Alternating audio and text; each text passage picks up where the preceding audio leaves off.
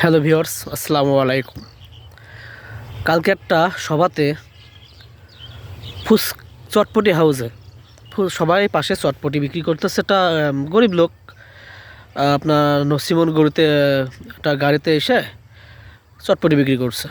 তো আমাদের মন মানসিকতা এত নিচে নেমে গেছে, সেই গরিব লোকটার আমরা এখন চটপটি খেতে গেলাম, দেখলাম সে একটা ছোট ভাই, সে বলতেছে, ভাই এখনও কি এমন মানুষ আছে? আমরা জিজ্ঞেস করলাম, কেন ভাই, কী হয়েছে? তো সে বললো, ভাই আমাদের দেখেন 9 জন এসে 9টা চটপটি খাইছে, 50 টাকা করে, 450 টাকা বিল।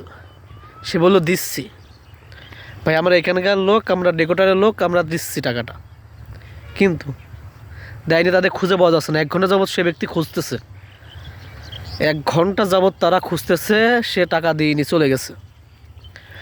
পরে এক ব্যক্তিকে পাওয়া গেছে, সে এক ব্যক্তি পেয়েছে, তাকে নিয়ে এসেছে। তো আমরা জিজ্ঞেস করলাম, ভাই কেন এটা করেছেন ভাই? সে বললো, আমি টাকা দেবো না, আরেকজন দেবে। তো আমাদের দেখেন, মানুষের মেরে খাওয়া অভ্যেসটা এখনও পার হয়নি। আমরা ঠিকই স্বাধীন হয়েছি দেশটা, কিন্তু মানুষের মেরে খাওয়া অভ্যেস জীবন দিতেও যাবে না। তো অনেক কথা বলার পরে তার কাছ থেকে ফোন রেখে দিয়েছিলাম। রেখে দিয়ে আপনাদের ভিডিওটা দেখাবো, অবশ্যই ভিডিওটা দেখাবো যে তাদের সাথে আমার কী হয়েছে, আমাদের কি হয়েছে। ফোন রাখার পরে সে অনেক কোন জায়গাতে যেন 300 টাকা নিয়ে এসে বললো, ভাই আমার কাছে এই আছে, এই নেন, এছাড়া কিছু করার নাই।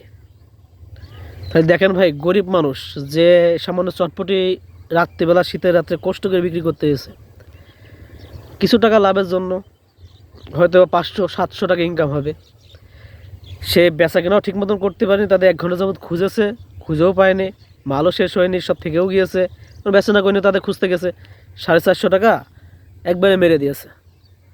কী একটা চিন্তা ভাবনার লোক ভাই। যাই হোক, আজকে ভিডিও এই পর্যন্তই। ভালো লাগলে চ্যানেলটা সাবস্ক্রাইব করে যাবেন। ধন্যবাদ।